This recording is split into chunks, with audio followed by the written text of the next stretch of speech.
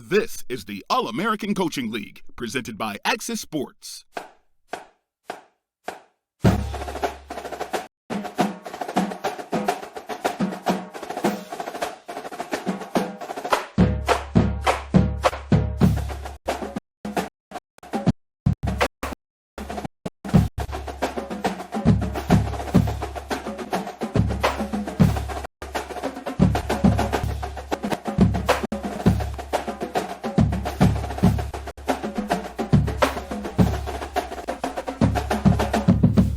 What's up, AACL? What's going on this Monday night? What's cracking? What's happening? How you doing? We are back in the All-American Coaching League, brought to you by Axis Sports.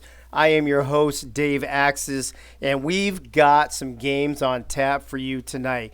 We have the kickoff of Week 9, and let me throw this graphic up here real quick for you so you can see all the games that are on tap tonight. We start off with 5th-ranked Kansas traveling to 16th-ranked Air Force. Air Force coming off last week in Week 8, the upset of the week as they defeated number 1 UNLV. In our second game tonight, 22nd-ranked Syracuse travels to 11th-ranked Memphis. Then 10th-ranked San Diego State, who fell a little short against number 2 Wyoming last season, travels to number 15 Iowa State. And then in the nightcap, the 9th-ranked Central Florida Knights, they just can't seem to stay out of the top 10. Every time I think they're going to bounce out, they bounce back in or they stay right there. But they're playing at Cincinnati. And let's talk about Cincinnati for a second. Cincinnati got their first win of the season. This week they get to play at home. Buster Cherry, player of the week in the AACL. So they've got a lot going on in Cincinnati, a lot of motivation. So I don't know. Do I smell upset in this one? We will definitely see later tonight. One more thing I want to touch on before I bring in the broadcasters for Week 9, is the updated standings. Not the rankings, but the standings, the divisions. As you can see, the Dumpster Fire division, the Zips have clinched that division. They will be heading to the 4-game playoff along with Georgia State from the Bootleggers division. As you can see, both Akron and Georgia State 7-1 overall, 4-0 in conference. They hold the tiebreakers with only 2 games left, so those conferences are wrapped up. Wyoming could potentially wrap up their division tonight, the Wayward division, as could not tonight, but this week, and Kansas could wrap their division up tonight with a win against Air Force, depending on what Houston does. So some tight races, a lot of stuff going on. Let me bring in your play-by-play announcer for Game 1, David Leathers. David, welcome back to the show. How you doing, bro? Hey, appreciate it. I'm doing good, though. Dave, how are you doing tonight? I'm doing great. Let me get real quick your takes on these division standings right now. Akron and Georgia State clinching, Wyoming and Kansas in the driver's seat. Does anybody else stand out to you for maybe potential upsets or maybe taking over a top spot here by Week 10? Yeah, I think if we see more of what we saw in Week 8 and really this entire season that we sort of been seeing, Wyoming and Kansas, I mean, like you mentioned, is certainly in the driver's seat, in control of their own destiny. But at the same time, they have to keep winning these games. And if, as I've said, if it's any indication what we've seen so far, I mean, there've been upsets galore in this league. I mean, that's. I would say that they're definitely looking like the front runners at the moment, but it's you can never get too comfortable in the AACL for sure. That is for sure. Bob Funk, let me bring you in. You'll be doing color commentating for this first game. Tomorrow night, Wyoming has to play at Houston. That could be a huge game to mess up both of these divisions. What do you think about that? Yeah, that's going to be a real challenge for Wyoming. That Houston option offense is really deadly. Yeah, I think, what was the other game? And then UNLV hosts Minnesota. That could be an advantage to UNLV. And then, like I said, Kansas plays tonight. So a lot of interesting things going on in these divisions. So we will touch more on that at the end of the night. But let me get back to these games. I'm going to hand it over to David and Bob. You guys, you've got number 5 Kansas at number 16 Air Force. So you guys take it away. Oh, absolutely. Thanks again, Dave. So just to set the stage for you here in this first game that Bob and I are doing, it's going to be in Colorado Springs, Colorado. It's I've been told 45 degrees and clear tonight, so we've got some good football weather. And Bob, I've got some various stats I can share about this game here. But before I get into all that, I might just ask you. I mean, your general thoughts on this one. Obviously, it's an upset spot for Kansas, and it's a game that they have to win. And Air Force has shown that they've won two of their last three games against top 10 teams, UNLV and San Diego State. So it feels like a trap game for Kansas. Do you see it that way, or do you think the Jayhawks are coming into this one feeling pretty good about it?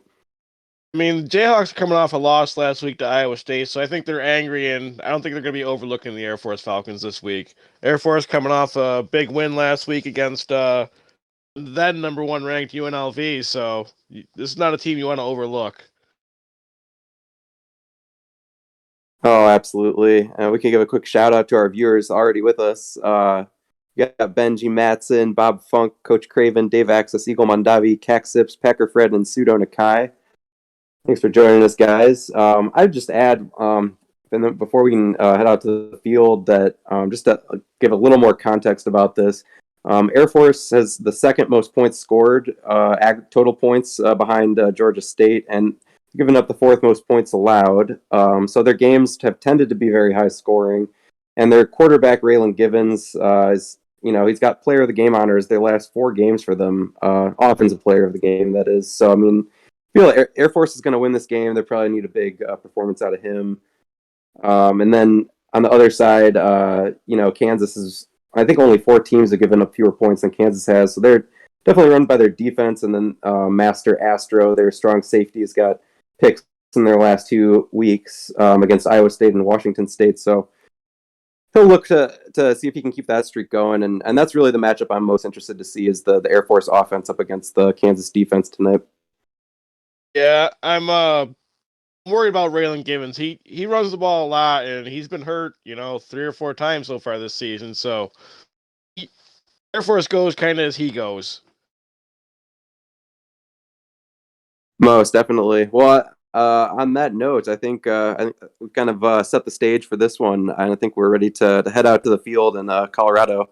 This good matchup tonight. Comes our paratrooper. Oh yeah, love those Air Force uniforms. Snazzy. I like that helmet. That's a nice looking helmet. Bob, it seems the military academies, they've always got the awesome jerseys. Army and Navy as well. Yeah, they like to roll out these specialty uniforms that celebrate our country with the red, white, and blue. Most definitely. As you see the sun setting here over Falcon Stadium. As we stated earlier, perfect football weather tonight. Is chilly, of course, Colorado in January, as you might expect, but really, I don't think the weather is going to have a big impact. There's no wind tonight, so this is, to me, Bob, this is perfect football weather. This is there should be no problem with the weather, with it being a little cold. It should be a fun game. For sure, and I should imagine Kansas, it gets pretty cold in Kansas in the winter as well, so not, no advantage to either team there. Yeah, this Air isn't Force going to will hurt take the either ball team first. with the cold weather. Definitely, they'll start off with a run. And Cadillac is picking up 12 yards. Yeah, first down on the first play of the game.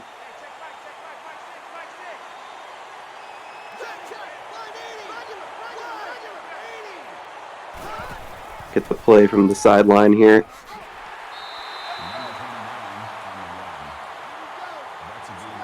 Just 1 yard for Scoots there. 2nd and 9 now. And Kansas will go to the hurry up.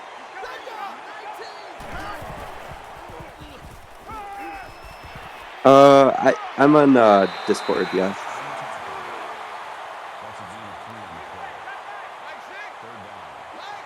For sure. We got a 3rd and 6 now.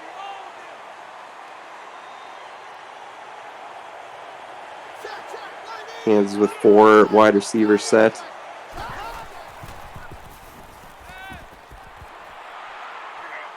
Complete pass, and another first down. Bob Funk 2 for 2 so far for the Jayhawks. Yeah, Major Ken's looking good so far in the early going.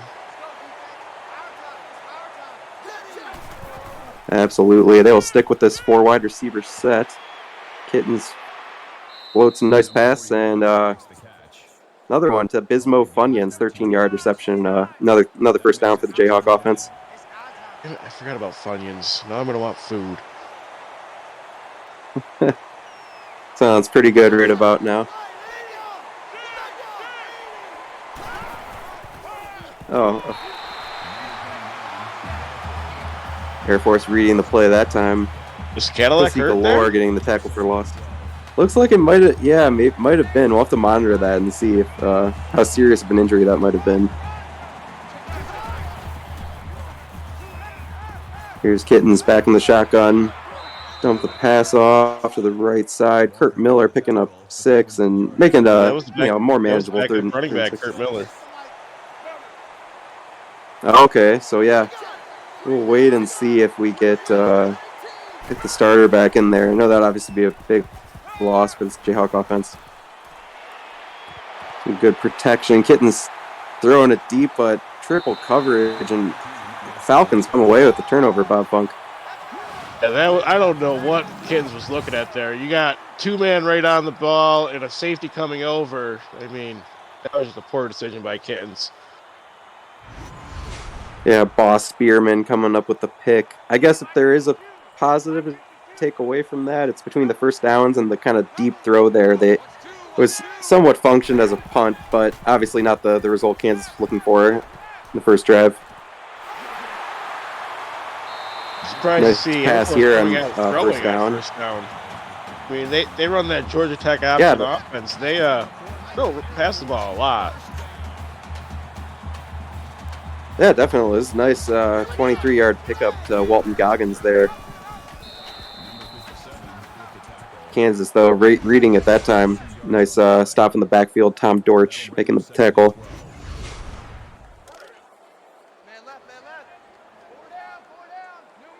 Gooch is out for All right, quarter. so yeah, just the 1 quarter for Cadillac Scoots, the starting running back for Kansas.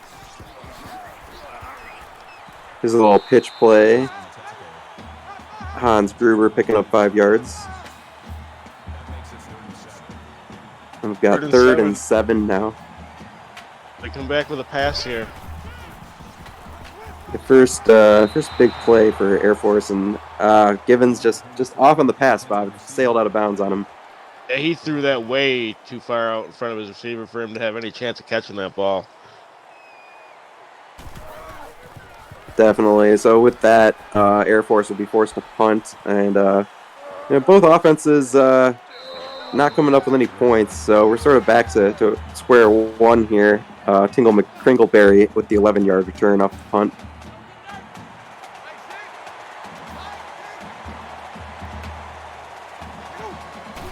Kansas is back to their 4 wide receiver look. Here's Kittens taking off. Gonna break a tackle. Break a second tackle. Oh, huge play. Kittens just I think powering through there. The ball. I want to say the ball might have popped out at the end there. Could be wrong. I think he's. Ooh, that might be out a little before he's down, but I think Kansas recovered and took it out of bounds. So, no harm, no foul. Absolutely, and some nice tackle breaking shown by Kittens there, Bob. I didn't know that he had that in his game necessarily. Yeah, he's been a pretty powerful runner so far this season. He's one of the better running quarterbacks in this league.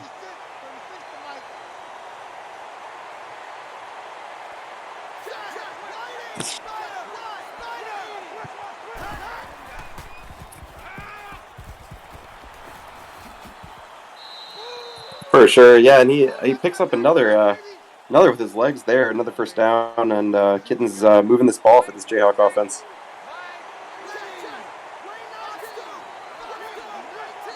This this Jayhawk offense has been pretty efficient other than that one interception there that you said functioned as a punt. Yeah, absolutely. And they're on the Air Force side of the field now, 2nd and 7. Back to the 4 wide receiver set that they've been going to most of the night tonight. Here's a pitch out to the right side. Chris Clement picking up 3 yards. 3rd and 4 now. I did not, Pseudo. I did not. Oh, goodness. Jayhawks getting the play from the sideline. Kittens sail on him again, Bob Funk. They're going to have to kick the field goal now. Or, no, not in range. They'll punt it away. No, I think this is one of those on the 4th and 4. You go for it if you can't kick the field goal. It's gonna be a net 13-yard punt. Yeah, it did feel like that part of the field, but Kansas opting to punt. So 49 seconds left in the first quarter. Air Force is going to get the ball back, and we're still knotted at 0 piece. Here's a pitch. Walton Goggins picking up 9 yards. 2nd and 1 now.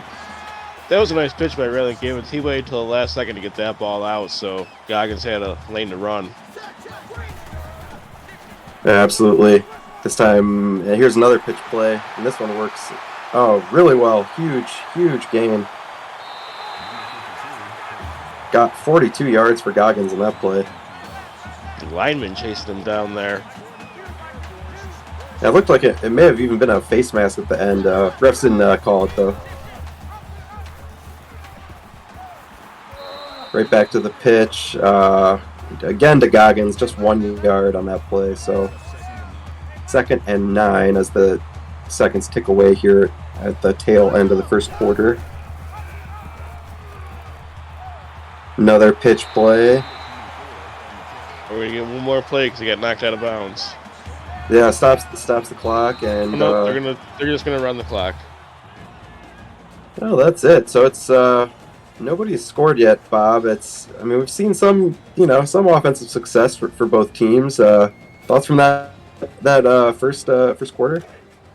Yeah, both teams had good drives going. They just stalled out and had to punt the ball away, and it's going to be happy to get their running back Scoots back this quarter after being injured in the first.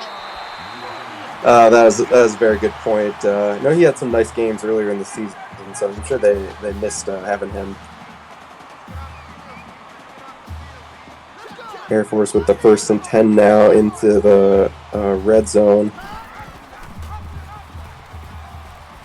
There's another QB run. Five more yards for Gibbons. 2nd and 5. Yeah, Gibbons is making good decisions tonight. He's only had 2 runs, but he's been instrumental in getting these pitches off at the last second to get his running backs a lot of yards. Absolutely, as Air Force will pick up just 2, and this was really what I was interested to see coming into this game is how can this Kansas defense, deal with this sort of unconventional offense that Air Force runs.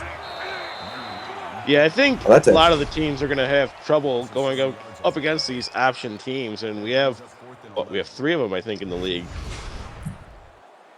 That's true. Yeah, you see it. Oh, and Gibbons is down after that. Gibbons hurt.